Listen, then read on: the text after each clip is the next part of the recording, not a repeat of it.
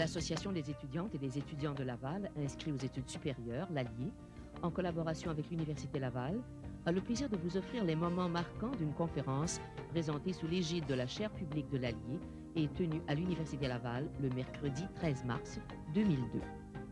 Le thème proposé, monopole pharmaceutique, soigner ou encaisser. On retrouve deux tendances dans l'industrie pharmaceutique. D'un côté, les compagnies de recherche pharmaceutique qui découvrent de nouveaux médicaments et de l'autre, les entreprises qui copient les médicaments d'origine afin de les vendre à moindre coût. Les compagnies de recherche croient que les mesures gouvernementales doivent prendre en considération les risques et les coûts qu'elles assument pour découvrir des médicaments. Au Québec, le gouvernement a pris position. La politique québécoise, règle du 15 ans, vise à stimuler la recherche plutôt que la copie. Le Canada aussi encourage la recherche avec la loi C-91 sur les brevets qui avantage les compagnies de recherche. Pour leur part, les fabricants de médicaments génériques sont mécontents de cette situation. Selon eux, les patients sont les grands perdants puisque les médicaments génériques coûtent moins cher. Quelles orientations doit prendre l'industrie pharmaceutique? Comment concilier l'encouragement de la recherche et la disponibilité des médicaments abordables à la population? Faut-il changer les règles de ces monopoles et si oui, comment s'y prendre pour que les patients n'en paient pas le prix?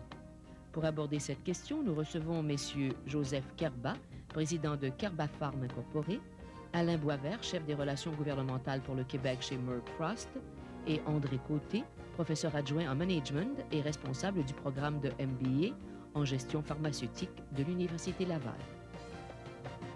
De fait, vous n'êtes pas sans savoir que les dépenses en médicaments ne cessent de croître à un rythme tel qu'elles mettent en péril la viabilité de plusieurs de nos programmes, tant en système de santé qu'en assurance médicaments. Mentionnons à cet égard quelques données illustrant notre propos. Pour l'année 2001, les dépenses en médicaments au Canada se chiffrent à plus de 15 milliards de dollars, soit approximativement près de 16 % des dépenses totales de santé. Au Québec, elle monopolise à elle seule plus de 24 % du budget de la Régie des assurances maladie du Québec. Les médicaments et les services pharmaceutiques constituent la deuxième dépense en importance dans le domaine de la santé. Ils se situent après les dépenses reliées aux hôpitaux, qui sont de 31 % des dépenses totales, et juste avant celles des dépenses reliées à la rémunération des médecins, qui sont de 11,6 %. L'augmentation des dépenses relatives aux médicaments dans le système de santé s'accroît à une moyenne de plus de 7 % par année, et c'est de l'ordre de 9 % en ce qui a trait aux médicaments d'ordonnance. Comparativement à une augmentation de moins de 4 % en ce qui a trait aux dépenses totales du système de santé. Les auteurs du rapport final de la commission Montmarquette, rapport qui a été remis en décembre dernier, ciblent 3 facteurs explicatifs de l'augmentation des dépenses reliées aux médicaments, à savoir l'augmentation du nombre de personnes ayant recours aux médicaments, l'augmentation des médicaments, de la consommation des médicaments par usager, et ce tant pour les médicaments en vente libre que les médicaments d'ordonnance, et enfin, l'augmentation des coûts des nouveaux médicaments qui sont mis sur le marché. Dans cette optique, nous avons tout lieu de nous interroger sur l'incidence du générique dans un meilleur contrôle des dépenses en santé. De fait, en ayant peu d'incidence sur la demande des médicaments, le générique peut-il contribuer à faire diminuer significativement la facture rattachée aux dépenses relatives aux médicaments? Mentionnons à cet égard une statistique intéressante. De 1998 à 2000, l'augmentation moyenne du volume des ventes de médicaments brevetés se situait à environ 12 %, alors que le prix d'enregistrement, le prix des médicaments, lui connaissait une hausse annuelle de 0,8 %. Ainsi, vous me permettrez d'aborder le débat d'aujourd'hui dans une perspective beaucoup plus globale. L'objectif ici visé n'est pas de chercher à minimiser l'importance du débat portant sur le médicament source versus le médicament générique, mais bien de situer le médicament générique dans une perspective d'ensemble, de comprendre les limites de son application et de considérer d'autres alternatives permettant d'exercer un meilleur contrôle sur les dépenses des médicaments. Médicaments d'origine versus médicaments génériques, puisque tel est le débat. Avant d'aborder le cœur du débat avec nos panélistes, il nous apparaît pertinent d'énoncer quelques définitions et précisions permettant, en premier lieu, de distinguer les deux types de produits en cause et, en second lieu, de déterminer le volume et le champ d'application du générique et du médicament source. Mentionnons premièrement que les produits génériques sont ni plus ni moins des copies conformes et légales du médicament d'origine. Ils contiennent les mêmes ingrédients actifs, les mêmes concentrations et les mêmes formes posologiques que les médicaments de marque qu'ils cherchent à concurrencer. Alors que la procédure d'autorisation de mise en marché est à la fois longue, hasardeuse et coûteuse pour les médicaments d'origine, les phases de développement et de commercialisation d'un produit générique sont quant à elles plus rapides, moins hasardeuses et surtout beaucoup moins onéreuses. De fait, sans trop entrer dans les détails, il est généralement admis que la durée de développement de médicaments de marque varie entre 6 et 8 ans et coûte en moyenne entre 300 et 500 millions, et non 500 000. Et les chances de succès commercial ne sont pas pour autant assurées. De fait, on estime qu'une molécule sur 10 000 atteint le stade de commercialisation et une molécule sur 3 en phase de commercialisation connaît un succès commercial. Théoriquement, la durée d'exclusivité d'un médicament breveté est longue, 20 ans. Mais dans les faits, cette exclusivité peut s'avérer très brève à la suite de mise en marché d'un médicament offrant une équivalence thérapeutique. Signalons à cet égard le Célébrex, qui se fait ravir un segment du marché par le Vioxx, et ce seulement après quelques mois de sortie, l'un étant moins dispendieux que l'autre. Quant aux médicaments génériques, il ne faut que 2 à 3 ans pour les développer, et les procédures administratives pour la mise en marché sont rapides. Il est généralement disponible dans les jours qui suivent la tombée du brevet dans le domaine public, si ce n'est la journée même. D'ailleurs, une disposition de la Loi canadienne des brevets permet aux entreprises de produits génériques d'entreprendre la production pour entreposage d'un médicament 6 mois avant son expiration. Mentionnons toutefois que cette clause est actuellement l'objet d'un débat juridique. Bien que le volume des médicaments génériques se soit accru de façon significative entre 1986 et 1996, passant de 9 à près de 17 du volume total des ventes, la croissance de ce dernier s'est révélée plutôt modeste au cours des 5 dernières années. De fait, c'est plutôt le médicament breveté qui a connu une augmentation appréciable de volume, passant de 43 à 63 de la valeur des ventes totales de 1995 à 2000. Cette tendance est en partie attribuable aux retombées à long terme de la prolongation de la protection conférée au brevet par les projets de loi C-22 en 1987 et C-91 en 1993. Et qui plus est, elle est également due à l'augmentation et au prix élevé des nouveaux médicaments brevetés qui sont mis sur le marché depuis 1987. Enfin, il est important de noter que le champ d'application des médicaments génériques se limite à des catégories spécifiques de médicaments, soit les médicaments dont les brevets sont maintenant du domaine public, communément appelés les médicaments anciens. Aussi, accroître ce champ d'intervention, notamment par la politique favorable, suscite plusieurs interrogations. De manière succincte, il nous est possible de classer l'ensemble des médicaments présentement utilisés en 3 grandes catégories, soit les médicaments exclusifs, qui sont généralement des nouveaux médicaments, les médicaments brevetés dont il existe des équivalences thérapeutiques, ce qu'on appelle communément dans le domaine les MITO, et sur lesquels il est possible d'exercer un contrôle par le biais des prix de référence. Et enfin, les médicaments dont il existe des équivalences génériques et sur lesquels il est possible d'exercer un contrôle par le biais du prix le plus bas, ce qu'on appelle les médicaments génériques. Aussi, une politique qui mettrait résolument l'accent sur le générique ne risquerait-elle pas de dissuader l'industrie de se lancer dans des projets de recherche d'importance? Une telle politique ne retarderait-elle pas inutilement l'introduction de nouvelles familles de médicaments offrant une forte valeur thérapeutique? Cette dite politique permettrait-elle vraiment de faire diminuer le coût des médicaments dont il existe déjà une équivalence thérapeutique? En ce qui a trait aux médicaments ayant une équivalence thérapeutique, n'existe-t-il pas d'autres mécanismes, dont le prix de référence, permettant de mieux contrôler l'augmentation des coûts d'acquisition de ces produits? D'ailleurs, il serait intéressant d'entendre la position des panélistes sur le prix de référence et l'impact de cette approche sur l'industrie du médicament, d'autant plus que cette stratégie englobe autant les médicaments de souche que les médicaments génériques. En substance, une politique résolument tournée vers le générique contribuerait-elle à faire diminuer le coût d'acquisition des médicaments, puisque tel est le débat d'aujourd'hui? Avant de chercher à répondre à cette question, nous devons considérer les facteurs suivants. La compétition entre les entreprises pharmaceutiques se joue sur le plan de l'innovation c'est-à-dire au niveau de la rapidité de mise en marché d'un médicament. En fait, plus le médicament offre une valeur thérapeutique élevée, plus grande sera sa viabilité commerciale. Le nombre de personnes visées est aussi important par le médicament. C'est pourquoi la recherche s'oriente dans le domaine de la prévention et du style de vie. Le générique permet de le rétablissement partiel des mécanismes de concurrence en ce qui a trait au prix du marché.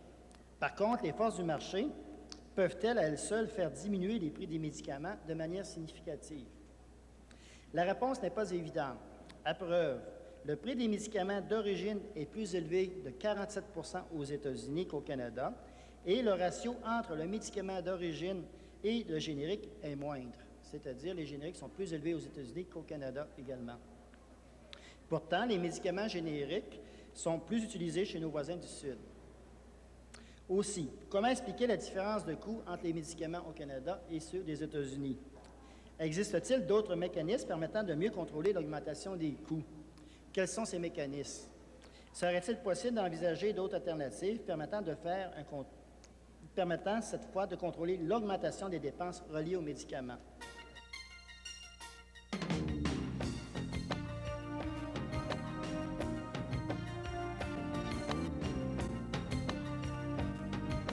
Des monopoles pharmaceutiques, pourquoi? Telle est, je pense, la question qui nous est posée aujourd'hui. Je vais maintenant vous donner la perspective des grands laboratoires de recherche pharmaceutique dont la société qui m'emploie est un des membres les plus impliqués au Québec, les plus implantés au Québec. Avant de lancer le débat, permettez-moi quelques remarques pour qualifier la nature des monopoles dont jouissent les entreprises de produits pharmaceutiques de recherche au Canada et au Québec. Ces monopoles sont évidemment régis par les règles internationales de propriété intellectuelle, des règles qui font l'objet de traités internationaux sous l'égide de l'Organisation mondiale du commerce. La norme en la matière est une protection de 20 ans des brevets pharmaceutiques. Depuis 1988 et plus particulièrement depuis 1993, le Canada adhère à cette norme et s'est donné une législation et une réglementation qui permettent de l'implanter sur son sol. Les brevets pharmaceutiques font en sorte qu'une invention, une innovation, une nouvelle molécule, pour employer le jargon des gens du secteur pharmaceutique auquel j'appartiens, ne sera pas copiée avant l'échéance de ce brevet. Ces brevets sont de 20 ans. Mais le brevet doit être compris de la façon suivante. Un brevet est une protection qui couvre une invention. L'inventeur lui-même a le fardeau de réclamer du Bureau des brevets d'Industrie Canada l'octroi d'un tel brevet. Et cet octroi survient habituellement très tôt dans le processus de développement d'un produit comme un médicament. Sinon, le produit pourrait, au fur et à mesure où les connaissances scientifiques sont diffusées, être réclamé par quiconque. Donc, dans une vie de produits pharmaceutiques dont le brevet est d'une durée de 20 ans, tout le processus de recherche et développement est compris à l'intérieur de cette durée. Et ce processus est de l'ordre de 10 à 12 ans. Donc, la durée exclusive dont nous parlons ici, le monopole des compagnies de recherche pharmaceutique, sera d'une durée de l'ordre de 8 à 12 ans. En moyenne, 10 ans, c'est le standard auquel répond notre industrie. Durant cette période d'exclusivité de 10 ans, la compagnie aura à récupérer ses investissements de recherche et les investissements administratifs généraux qu'elle doit engager derrière la commercialisation d'un produit. Ces frais sont très élevés. La découverte des médicaments est un processus extrêmement risqué sur le plan financier. C'est un processus long et c'est un processus coûteux. Comme je vous l'ai dit, la durée des travaux de recherche atteint facilement 10 à 12 ans. Le coût de ces travaux, selon les dernières statistiques du Centre de recherche sur le développement des médicaments de l'Université Tufts aux États-Unis, sont de l'ordre de 850 millions de dollars américains, donc au-delà d'1 milliard de dollars canadiens qui doivent être engagés dans le financement de tous ces travaux. Or, tous les médicaments ne sont pas des découvertes. Tous les nouveaux médicaments ne se rendent pas en marché En fait, on estime qu'un produit sur 10 000 qui seront testés dans nos laboratoires seulement atteindra le marché. Et tous les produits qui atteignent le marché ne seront pas des produits commercialement rentables. Le taux de succès commercial des médicaments est encore plus bas. On estime que c'est de l'ordre d'environ 30 %. Donc, 3 molécules sur 10 seront réellement rentables. Alors, ce sont ces molécules qui vont ramener le retour sur l'investissement vers l'entreprise et lui permettre de réinvestir dans de nouveaux travaux de recherche qui lui permettront la découverte de nouveaux médicaments. Alors, tout ça comporte des risques financiers énormes, vous en conviendrez. La vague de fusion et d'acquisition auquel on a assisté dans le domaine de l'industrie pharmaceutique au cours des 10 dernières années témoigne de ce phénomène, de l'ampleur de ce risque financier. Les compagnies qui n'ont pas un pipeline de produits en voie de recherche et de développement suffisant pour garantir leur viabilité à long terme ont tendance à fusionner entre elles et ces fusions ont été nombreuses. Donc, le risque financier est certainement considérable. D'où le consensus qui s'est créé au Canada sur la nécessité d'une protection intellectuelle. Sans protection intellectuelle, personne ne consentirait des efforts aussi considérables dans une entreprise aussi risquée que la découverte de nouveaux médicaments. Deuxième élément à considérer, durant ce monopole, entre guillemets, qui est conféré à une compagnie pharmaceutique, rien n'empêche une autre société de développer des médicaments semblables, mais chimiquement différents. Ce qu'on appelle parfois, j'utilise le terme employé par M. Côté tout à l'heure, des Me Too, moi aussi.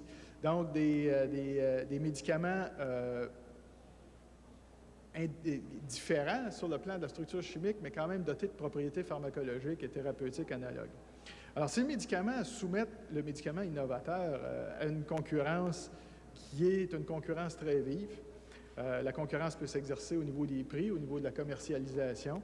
Les médicaments, traditionnellement, qui arrivent en deuxième, troisième, quatrième ou cinquième place à l'intérieur d'une même catégorie thérapeutique, vont être commercialisés à un prix inférieur au médicament original afin de pouvoir le rivaliser en termes de part de marché. Le prix des médicaments au Canada est un prix qui est contrôlé de façon très stricte. On entend fréquemment l'allégation que les prix des médicaments augmentent et cette allégation est techniquement une allégation erronée. Il existe depuis 1988 un organisme fédéral, une véritable agence de surveillance des prix des médicaments qui s'appelle le Conseil d'examen des prix des médicaments brevetés. Cet organisme qui relève d'Industrie Canada a le pouvoir de s'opposer au prix de commercialisation d'un nouveau médicament, d'un nouveau produit pharmaceutique. Et c'est un organisme qui a eu un impact considérable sur les prix des médicaments. En 1988, les prix des médicaments d'ordonnance au Canada, brevetés, étaient en moyenne 23 % supérieurs à la médiane internationale d'un groupe de pays comparateurs qui ont le même niveau socio-économique et de développement industriel que le Canada. En 1999, cette statistique était tombée à 89 %, donc une chute en termes relatifs de 30 % en moins de 15 ans. C'est donc un exemple, je pense, assez probant de l'efficacité du mécanisme canadien de contrôle des prix des médicaments brevetés. Donc, les compagnies pharmaceutiques ne peuvent commercialiser un nouveau médicament au prix qu'elles veulent. Le marché n'est pas un marché libre et des contrôles additionnels sont exercés par les formulaires provinciaux, les listes de médicaments qui gouvernent l'administration des programmes provinciaux d'assurance médicaments.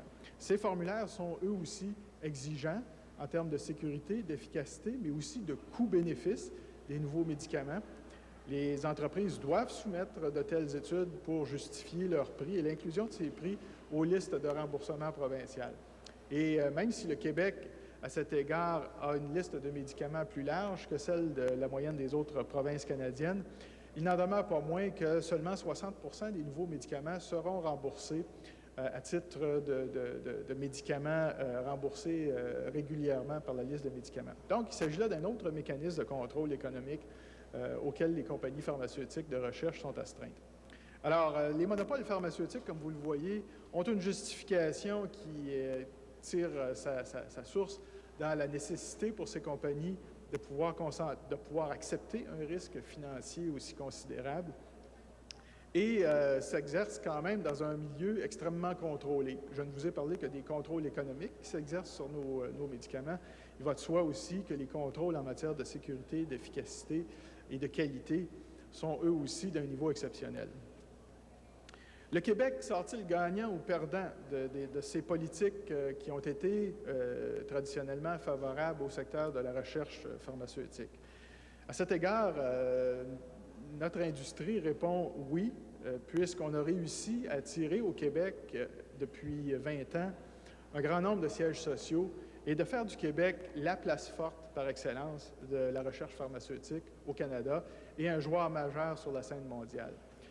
Pour une population qui est de 24 % de celle du Canada, le Québec attire ici environ 40 à 45 % des sièges sociaux, des investissements de recherche et de développement, des investissements totaux et de l'emploi dans le secteur de l'industrie pharmaceutique au Canada. Et c'est un secteur qui est considéré comme un secteur extrêmement porteur sur le plan économique. Les emplois en recherche seulement sont passés d'environ 975 en 1988 à au-dessus de 5 000 au Canada, dont plus de la moitié, environ 2 500 au Québec. Il s'agit d'emplois directs. Et en termes d'emplois totaux, l'industrie pharmaceutique est une des industries qui est associée au plus fort facteur multiplicateur d'emplois, soit environ 2,2. Ce qui veut dire que pour chaque emploi direct créé par l'industrie pharmaceutique, nous injectons dans l'économie du Québec 2,2 emplois. Et enfin, l'émergence ou la consolidation de la position en recherche des grandes sociétés pharmaceutiques internationales a permis l'émergence au Québec de toute une nouvelle industrie des biotechnologies qui compte pour près de 50 % de l'industrie biotechnologique canadienne au Québec, et en particulier dans les régions de Montréal et de Québec. Et ces entreprises sont des entreprises en pleine croissance qui vivent dans un état un peu de symbiose économique avec les grands laboratoires pharmaceutiques et qui créent, elles aussi, des emplois considérables en matière de recherche et de développement et des retombées économiques importantes. On estime que le seul secteur de l'industrie pharmaceutique au Québec de recherche génère des retombées économiques de l'ordre de 1,5 milliard de dollars investis dans injectés dans le produit intérieur brut du Québec. Il s'agit donc d'une présence considérable. Le tout à un moment où, sur le plan mondial, dans plusieurs pays qui étaient des châteaux forts de l'industrie de la recherche pharmaceutique, on assiste à un déclin. Des pays comme la France, l'Italie, l'Allemagne, l'Angleterre même, voient leur base en matière de recherche pharmaceutique décroître au profit des États-Unis. Le Québec et le Canada ont réussi, dans un contexte qui est le même, à se positionner différemment et à accroître leur place, leur prépondérance au sein de l'industrie pharmaceutique internationale. À plus forte et à titre d'exemple, on peut citer l'implantation dans la grande région de Montréal de 5 laboratoires de recherche fondamentale de l'industrie pharmaceutique, qui sont les 5 seuls du genre au Canada. Donc, les retombées économiques pour le Québec de cette industrie ont été considérables et s'ajoutent aux bénéfices sanitaires que les nouveaux médicaments peuvent apporter à une société comme la société québécoise. Et c'est pour cette raison que, à la question des monopoles pharmaceutiques associés aux règles actuelles en matière de protection des brevets, sont-ils justifiés? Je crois que nous pouvons répondre sans hésiter oui. Je vous remercie.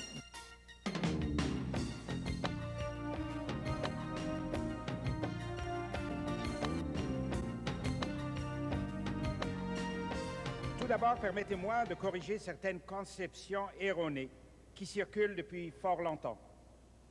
La première fausse conception est que l'industrie générique s'oppose au monopole temporaire qu'offre la protection de brevets de 20 ans. Ce sur quoi nous nous opposons se trouve dans la législation fédérale et québécoise qui permet d'aller au-delà de ces 20 ans. Soit, sur le plan fédéral, il y a un règlement qu'on appelle le règlement d'avis de conformité qui permet une injonction automatique de 24 mois contre l'arrivée d'un générique, et ce sur la base d'une simple allégation de contrefaçon par les multinationales, sans aucune preuve et sans compensation quand le fabricant de médicaments génériques obtient gain de cause, ce qui s'est produit dans 80% des cas depuis les dernières modifications au règlement en 1998. D'ailleurs, la Cour suprême du Canada l'a qualifié en 1998, de régime draconien, étant donné qu'un produit générique peut être interdit sur le marché, et je cite, « automatiquement, indépendamment du bien fondé ». Fin de la citation. De plus, pour chaque nouvelle molécule, il y a plusieurs brevets qui sont émis, parfois au-delà de 100 brevets, et ce, à des périodes stratégiquement espacées pour prolonger indûment le monopole et continuer à encaisser. Cette pratique est surnommée la reconduction perpétuelle de brevets ou la multiplication de brevets. Et en anglais, il y a un mot qui le dit très bien, le evergreening. Maintenant, au Québec, la règle de 15 ans, qui va au-delà de la protection globalement reconnue de 20 ans, par exemple dans le cas du Prozac, le gouvernement du Québec accepte de payer pour le produit original provenant de l'Ontario jusqu'en 2004, malgré l'échéance du brevet en 1999, donc pour 5 années supplémentaires, et ce, en dépit de la disponibilité d'un produit générique du Québec qui est beaucoup moins cher. Le Québec est le seul endroit au monde ayant une telle législation biaisée. La deuxième fausse conception est à l'effet qu'un déversement d'argent neuf réglera les dérapages des régimes de santé et d'assurance médicaments, sans se soucier de la façon dont cet argent est dispensé. Or, il y a du gaspillage dans les dépenses en santé, et surtout avec les médicaments. Il faut enrayer ce gaspillage avant d'injecter de l'argent neuf. Un premier gaspillage au Québec se trouve dans la sous-utilisation béante des produits génériques chez nous, par rapport à l'ensemble du Canada. Ce taux est de 9,2% au Québec et de 13,3% au Canada. Or, si nous rejoignons la moyenne canadienne, qui est de 15% sur le Québec, les économies en argent sonnant atteindraient 100 millions de dollars. Ce ne sont certes pas des économies de bout de chandelle. De plus, il ne s'agit pas de se comparer à une république de bananes, il s'agit du Canada. La troisième grossière conception erronée se trouve dans les messages subliminaux des multinationales qui cherchent à récupérer la totalité du coût moyen de la recherche et développement pour chaque nouveau médicament, évalué par elles à 500 à 750 millions de dollars, totalement du Canada, voire même du Québec. Or, le Canada tout entier ne représente que 1,8% du marché mondial des médicaments, et le Québec, 24% de ces 1,8%, soit seulement 0,43%. Donc, notre contribution pour chaque nouveau médicament ne doit pas dépasser les 1,8 ou les 0,43%, et non pas la totalité, soit seulement 9 à 13,5 millions de dollars pour le Canada et 2,2 à 3,3 millions de dollars au Québec. D'ailleurs, le Conseil d'examen des prix des médicaments brevetés confirme dans son rapport de l'an 2000 qu'il y a eu 93 nouveaux médicaments et que l'industrie de marque a investi 945 millions de dollars en recherche et développement, ce qui représente en moyenne 10 millions de dollars par nouveau produit au Canada. Alors arrêtons de parler de 500 à 750 millions de dollars. Il s'agit de 10 millions de dollars par nouveau médicament.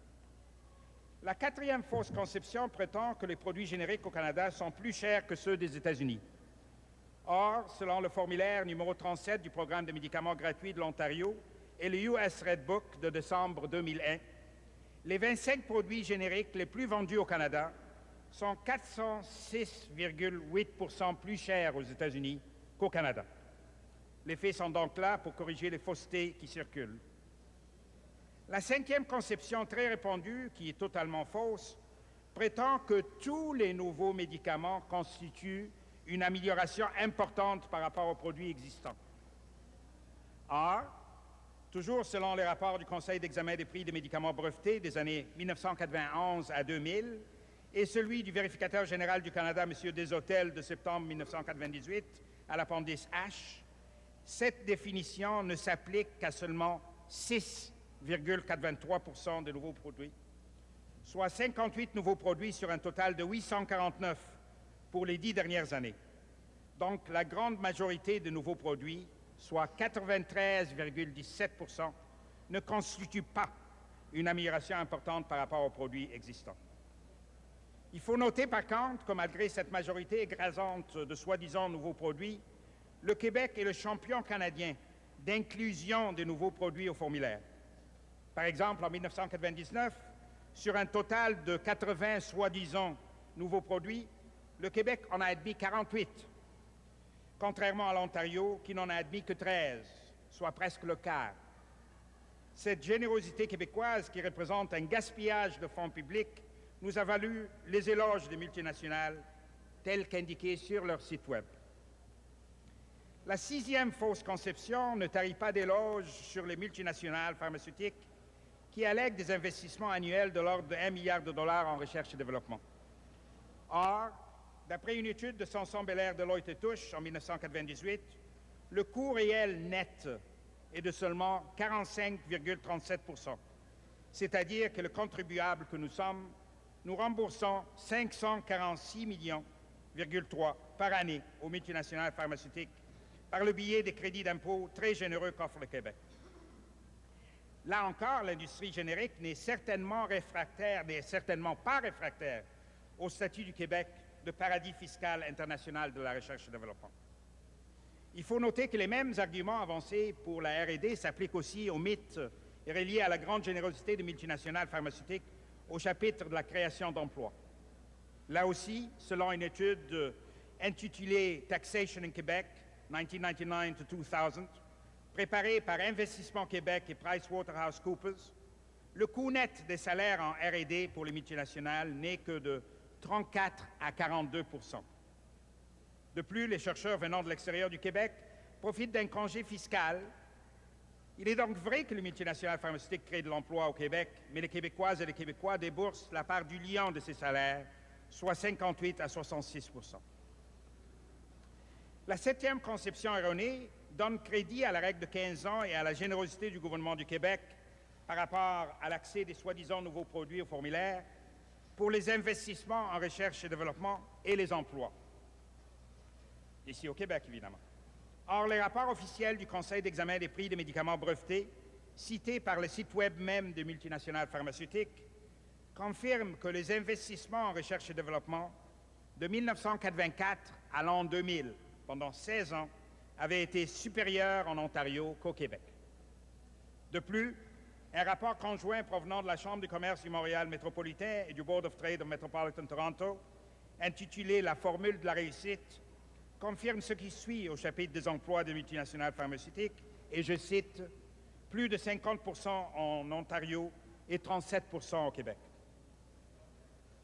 La huitième fausse conception est à l'effet que le Canada fabrique la plupart de ses produits pharmaceutiques. Or, la réalité est qu'il y a eu de nombreuses fermetures d'usines au Canada au nom de la mondialisation, ce qui fait que le déficit commercial au Canada pour les produits pharmaceutiques, selon Statistique Canada, est passé de 1,6 milliard de dollars en 1993 à plus de 4 milliards en l'an 2000. Les importations de produits pharmaceutiques au Canada sont passées de 42 % à 58 % en 3 ans, de 1996 à 1999, toujours selon Statistique Canada. La neuvième fausse conception prétend que la période réelle d'exclusivité de nouveaux médicaments n'est que de 5 ans.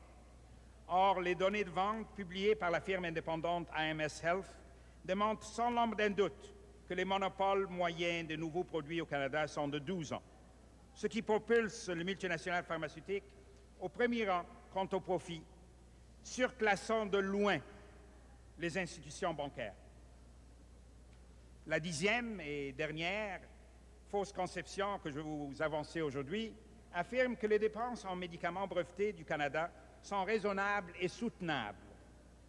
Or, le dernier rapport de IMS Health, en date du 28 février 2002, place le Canada au même diapason que les États-Unis, avec une augmentation de 17 % pour les 12 mois se terminant en décembre 2001. L'Europe, par contre, a réussi à limiter les dégâts avec une augmentation moyenne de seulement 10 %, dont seulement 7 % pour la France. Le Japon, de son côté, n'a augmenté ses dépenses que de 4 %, toujours pour la même période. Et l'Amérique latine a en effet diminué ses dépenses de 4 % pour cette même période. La question qui se pose donc est pourquoi les autres ont réussi et que nous continuons à échouer. L'autre question qui s'impose est jusqu'à quand cette inaction dans le domaine des dépenses en santé qui croissent le plus rapidement, selon diverses sources allant de l'Institut canadien d'information sur la santé aux ministères provinciaux de la santé. Le fait est que les sommes importantes gaspillées au Québec, en n'atteignant pas la moyenne canadienne d'utilisation des génériques et en étant plus généreux dans l'inclusion des soi-disant nouveaux produits au formulaire, rétrécissent notre marge de manœuvre dans d'autres domaines de la santé qui sont assoiffés pour ces fonds, tels l'engorgement des urgences et l'adoption des vrais nouveaux médicaments et nouvelles technologies. De plus, le Québec se trouve en bas du peloton canadien en ce qui concerne les dépenses en santé par habitant. En 2001, ces dépenses au Québec étaient de 2005 $, selon l'Institut canadien d'information sur la santé, par rapport à une moyenne canadienne de 2228 $. D'ailleurs, les dépenses du gouvernement du Québec en proportion du PIB passaient de 22,8 % en 1992 à seulement 18,4 % en 2002. Nous n'avons donc pas le droit de continuer à gaspiller notre argent en allant au-delà des autres provinces canadiennes avec des règles uniques au monde, comme celle du 15 ans, juste pour plaire aux multinationales pharmaceutiques qui, de toute façon, continuent à favoriser l'Ontario au chapitre de la R&D et de l'emploi, malgré le fait que, depuis 30 ans, cette province, l'Ontario, utilise le principe du prix le plus bas, baptisé BAP ou Best Available Price. Il faut noter que les décisions du gouvernement du Québec ont deux impacts négatifs sur la population. Le premier est collectif, car il s'agit des fonds publics venant des coffres de l'État, et le second est personnel et individuel, étant donné que les Québécoises et les Québécois payent de leur propre poche 25 % des coûts des médicaments en coassurance. Pire encore, une des options les plus probables lors de la révision imminente de notre régime d'assurance médicaments se trouve à être l'augmentation de cette coassurance de 25 % à 40 %. Le gouvernement pourra plutôt choisir d'économiser 100 millions de dollars en atteignant la moyenne canadienne des génériques, effaçant ainsi la majeure partie du déficit de ce régime, sans passer à la solution facile de faire payer davantage les contribuables. Je me permets de livrer un extrait d'une chronique récente de M. Claude Piché, parue dans la presse du 28 février 2002, comme suit, et je cite. « Selon les chiffres de l'Organisation mondiale de la santé, l'effort du Canada pour financer ses dépenses de santé est comparable à ce qui se fait ailleurs dans le monde industrialisé. Pourtant, la performance globale de son système de santé arrive en queue de peloton. Quant aux États-Unis, qui dépensent encore plus d'argent que le Canada en santé, ils obtiennent le pire rendement des pays du G7. Autrement dit, il n'y a pas de lien entre les dépenses de santé et la performance des services de santé. Cela ne sert donc pas à grand-chose de dilapider encore et toujours plus de fonds publics dans un système dysfonctionnel sans d'abord chercher à le rendre plus efficace. » Fin de la citation. Or, rendre le système québécois plus fonctionnel en ce qui concerne les médicaments consiste en 3 changements de base comme suit.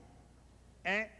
Éliminer la règle de 15 ans et encourager les professionnels de la santé à utiliser le principe du prix le plus bas, comme c'est le cas dans toutes nos propres institutions hospitalières québécoises. Dans les hôpitaux, c'est toujours les génériques quand un générique existe, ainsi que partout ailleurs au Canada et dans le monde, dans le but d'atteindre, voire même dépasser la moyenne canadienne d'utilisation des génériques, sans pour autant toucher au statut de paradis fiscal de la R&D qu'occupe le Québec et sans manquer à nos engagements internationaux par rapport à la protection des brevets. Deuxièmement, établir une politique du médicament, recommandant des profils optimaux de prescription, faisant la distinction entre un médicament efficace et celui ayant un ratio qualité-prix optimal.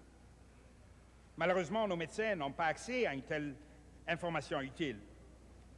D'un autre côté, un fait troublant se trouve dans des statistiques récentes indiquant qu'il y a eu une augmentation de 25 % du nombre de produits prescrits par personne chez nous durant les 6 dernières années, ce qui contribue à l'explosion des dépenses en médicaments et plaide en faveur de l'établissement d'une politique du médicament.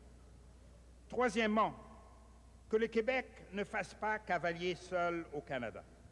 c'est-à-dire qui se joignent aux autres provinces canadiennes qui se sont concertées lors de la réunion des premiers ministres provinciaux à Vancouver le 25 janvier 2002, décidant de conjuguer leurs efforts sur 2 fronts.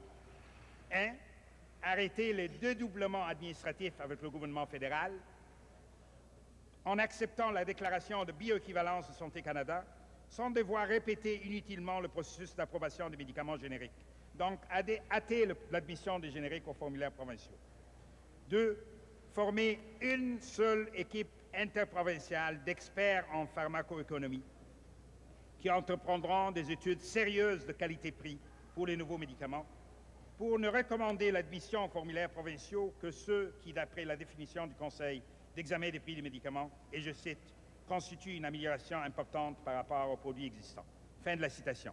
J'arrive à la fin. Ce mécanisme interprovincial permettra des économies importantes tout en dépolitisant le processus d'admission des soi-disant nouveaux produits au formulaire du Québec.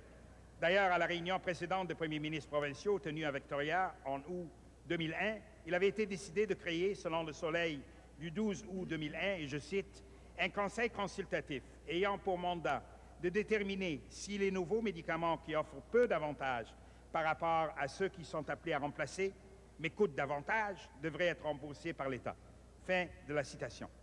Il va sans dire donc que si le Québec maintient sa décision de se distancer davantage des autres provinces, en refusant de se joindre au front commun établi, il en subira des sévères conséquences et demeurera captif du lobbying féroce de multinationales pharmaceutiques, augmentant ainsi le coût toujours croissant des médicaments brevetés. Le Québec sera donc isolé davantage, sans pour autant tirer profit des multinationales qui continueront d'investir davantage ailleurs, comme ça a été le cas pour les 16 dernières années. Malgré le mythe, évidemment, qui circule à l'effet qu'il y a plus d'investissements en R&D et plus d'emplois par les multinationales pharmaceutiques au Québec qu'ailleurs. Mesdames et messieurs, à vous de juger. Merci.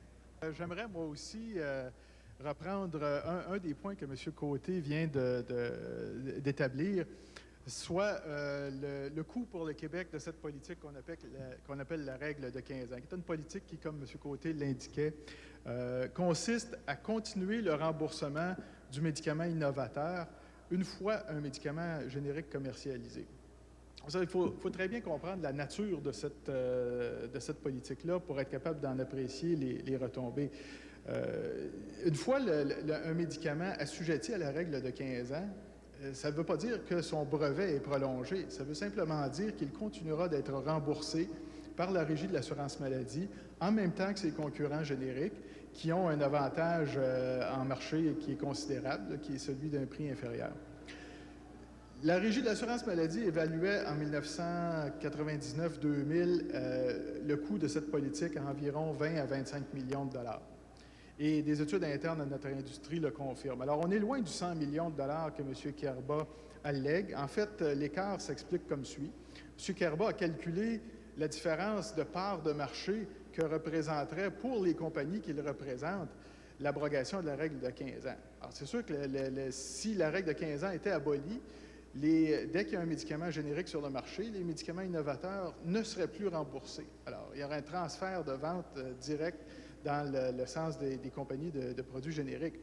Mais les gains de l'industrie générique ne se traduisent pas nécessairement par des économies du même ordre pour le gouvernement. Le calcul de M. Kerba omet un élément important et qui est le fait que les compagnies génériques vont vendre ce produit-là au gouvernement du Québec et non pas lui donner. Alors, ce que le gouvernement du Québec va économiser, c'est simplement l'écart entre le prix de vente du médicament original et du médicament générique, soit 20 à 25 pour les produits assujettis à la règle de 15 ans. Donc, attention à l'inflation au niveau des chiffres ici, surtout quand on passe de 20 à 25 d'une part à 100 millions. Et je peux vous dire que l'inflation est du même ordre là, dans le calcul des crédits d'impôt à la recherche.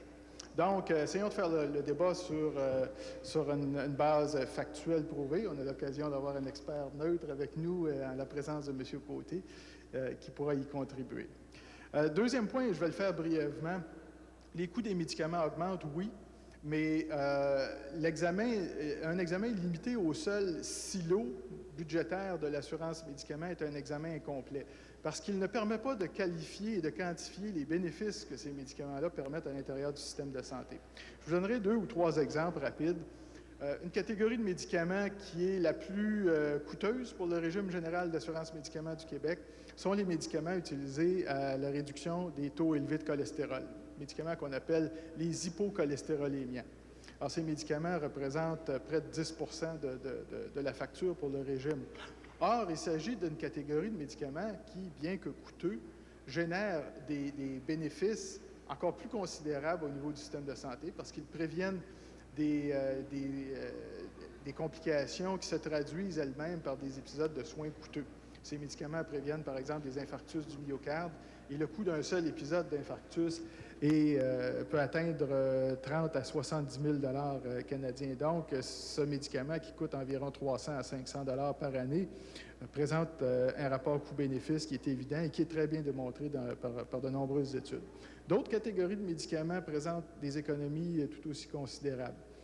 Les nouveaux médicaments antipsychotiques utilisés au traitement de la schizophrénie sont peut-être 2 à 3 fois plus coûteux que les médicaments qu'ils ont remplacés, mais ils génèrent pour le réseau hospitalier du Québec des économies de plusieurs milliers de dollars par patient par année parce qu'ils permettent de conserver ces patients en milieu ambulatoire plutôt qu'en milieu hospitalier. Et enfin, une troisième catégorie de médicaments qui est utilisée à la prévention des rejets, des greffes. Dans le seul domaine de la greffe rénale, l'utilisation de ces médicaments, eux aussi plus coûteux que ceux qu'ils ont remplacés, permet des économies qui peuvent atteindre 60 000 par année par patient, tout en améliorant la qualité de vie. Donc, le plaidoyer de notre industrie, c'est considérer, oui, ce que les médicaments coûtent, mais considérer également le bénéfice que ces nouveaux médicaments apportent. Et afin de favoriser ce bénéfice, considérons qu'est-ce qu'on doit adopter comme politique pour permettre à la recherche de s'effectuer ici et à l'avènement de nouveaux médicaments comme ceux que je vous ai mentionnés, qui sont un bénéfice net pour le système de santé. En premier lieu, il y a 2 chiffres que je présentais qui ont été attaqués. Alors, je me permets effectivement de clarifier le tout. Ce que j'ai dit par rapport aux 100 millions de dollars, c'est que si la moyenne de pénétration des génériques au Québec, qui est de l'ordre de 9,2 %, arrivait à la moyenne canadienne sans le Québec, qui est de 15 %, les économies, effectivement, sont de 100 millions de dollars. C'est un fait, c'est à vous à les calculer. Alors, la règle de 15 ans toute seule représente 25 millions de dollars, je suis tout à fait d'accord. Mais je vais au-delà de la règle de 15 ans. Si notre moyenne de pénétration des génériques au Québec, qui est de 9,2 %, arrivait à la moyenne canadienne sans le Québec, qui est de 15 %, les économies sont effectivement de l'ordre de 100 millions de dollars. Le deuxième élément était par rapport à l'exagération, comme disait M. Boisvert, par rapport au crédit d'impôt. Le 45 % de coût réel au niveau de la recherche et développement, vous pouvez aller communiquer avec Investissement Québec, vous pouvez communiquer avec la Chambre de commerce, vous pouvez communiquer avec le gouvernement du Québec, ils vont vous le dire. Le coût réel net pour la recherche et développement dans le domaine pharmaceutique est de 45 %. Donc, le 55 % qui reste, c'est effectivement le fruit de ces crédits d'impôt. Maintenant, une fois que j'ai corrigé effectivement les 2 attaques directes, je me permets d'être constructif et de présenter les solutions. J'ai présenté 3 solutions. La première étant d'abolir la règle de 15 ans, faire comme partout ailleurs au Canada et dans le monde, utiliser le prix le plus bas et encourager davantage les professionnels de la santé pour augmenter la présence des génériques qui, comme indiqué, sont tout à fait équivalents. C'est des produits bioéquivalents aux produits de marque. D'arriver à la moyenne canadienne, je ne demande pas plus, simplement d'arriver à la moyenne canadienne. Donc la règle de 15 ans, mais aller au-delà de la règle de 15 ans pour encourager la présence des génériques, donc arriver à la moyenne canadienne qui est de 15 %. Le deuxième élément, très constructif, le deuxième élément est simplement, tout simplement, de faire ce que nos amis au Canada ont décidé de faire. Il y avait une réunion des premiers ministres provinciaux, incluant M. Landry, qui a eu lieu à Vancouver dernièrement, où tout le monde était d'accord de créer un groupe dépolitisé, un groupe interprovincial qui est dépolitisé pour regarder effectivement le coût-bénéfice et inclure ou recommander d'inclure aux formulaires provinciaux seulement les produits qui représentent une augmentation substantielle au niveau du coût-bénéfice. On ne demande pas plus.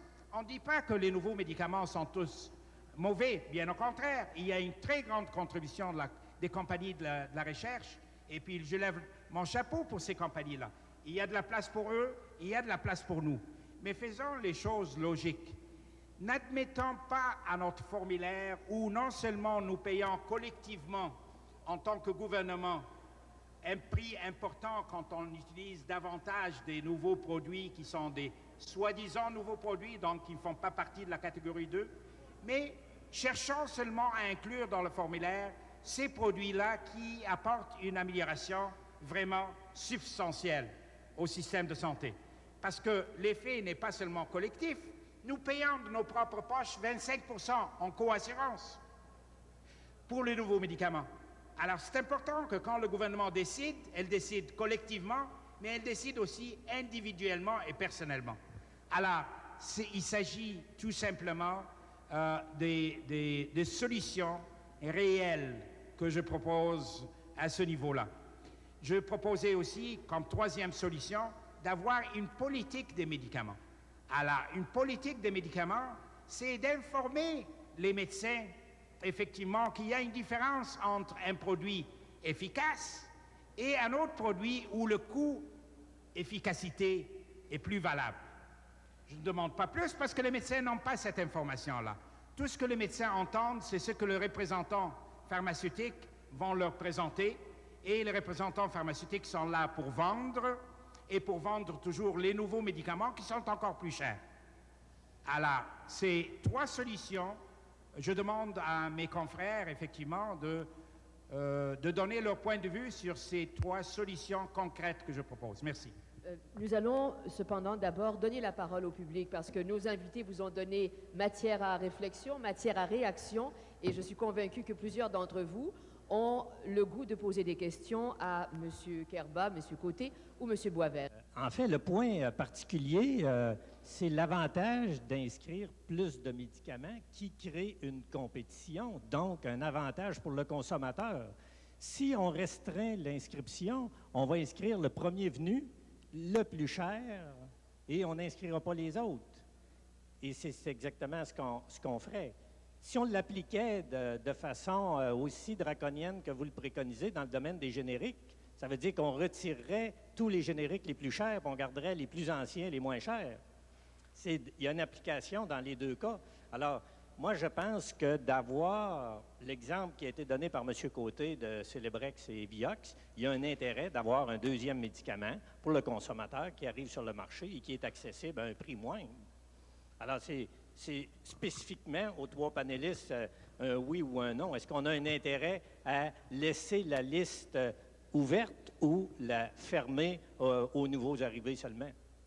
Bon, j'aimerais vous dire qu'il y a une très grande différence entre les produits brevetés et les produits génériques. Les produits génériques sont des produits multisources. Quand il y a plusieurs sources, incluant une source des compagnies de marque, parce qu'eux-mêmes ont leur propre générique. Alors, quand il y a plusieurs sources, là, il y a l'offre et la demande et il y a une baisse, effectivement, des prix. Mais au niveau des compagnies, au niveau des produits brevetés, je vais vous donner un exemple ce n'est pas tous les jours que ça arrive, mais il y avait un produit, effectivement, de la compagnie Merck qui s'appelle le Singulair. Le Singulair, le comité d'experts du Québec avait recommandé que le Singulair ne soit pas admis sur le formulaire du Québec. Pourquoi? Pas parce qu'il y a un produit générique, parce qu'il y a un autre produit d'une compagnie qui s'appelle AstraZeneca, qui a 50% moins cher, qui est 50% moins cher. C'est un produit de marque. 50% moins cher que le Singulair. Or, les sages scientifiques ont recommandé à Mme Marois de ne pas inclure le Singulair sur le formulaire du Québec. Mme Marois a décidé d'outrepasser cette recommandation-là et d'inclure le singulière sur le formulaire. Alors là, il y a le produit de Merck et il y a le produit qui est à moitié moins cher de AstraZeneca. Mais qu'est-ce qui arrive? Il y a les représentants de Merck qui vont voir le médecin et qui leur disent, ben, écoutez, mon médicament est meilleur, etc., etc. Alors forcément, un grand nombre de médecins qui ne savent pas que le produit de AstraZeneca est 50% moins cher vont prescrire le singulière. Alors, ça augmente le prix, ça ne le diminue pas, à mon avis.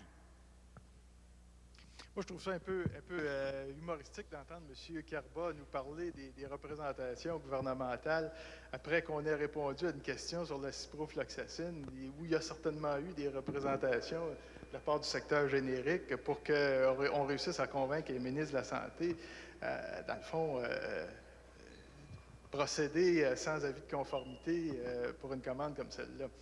Mais bon, autre correction, dans le cas du médicament singulière, qui est un médicament de la compagnie que je représente, il n'y a pas une différence de 50 il y a deux formes pharmaceutiques, une qui est plus chère, il y a deux formes de dosage de ce médicament, dont la principale, la forme de 5 mg, celle qui est utilisée dans 80 des cas, est commercialisée exactement au même coût que celui du médicament analogue.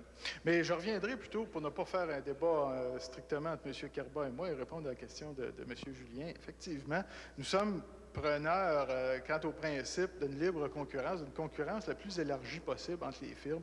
Et je pense que c'est là le mécanisme qui est, à terme, là, le plus susceptible de donner à la fois accès aux bénéfices de la recherche pharmaceutique et aussi à une concurrence saine en marché, même avant l'échéance des brevets, par le biais des produits analogues mais non identiques. Alors, je pense que ce mécanisme-là, qui est un mécanisme qui a fait ses preuves dans un grand nombre d'industries qui peuvent être favorisées, a toujours sa place dans le domaine du médicament. Et je me méfie aussi de tous les systèmes qui visent à concentrer la prescription sur une seule molécule. Il y a des différences entre les médicaments. Ces différences-là ne sont pas toujours marquées, mais elles existent néanmoins.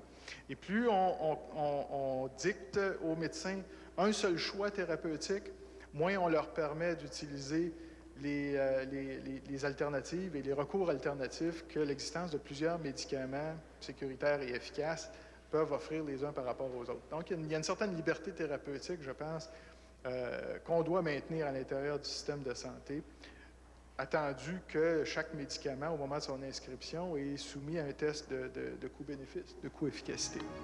Les conférences de la chaire publique de l'Allier constituent un savoir en partage. C'est l'occasion de favoriser les débats, d'affirmer le sens critique et de promouvoir la vulgarisation des connaissances à l'égard des grandes préoccupations actuelles.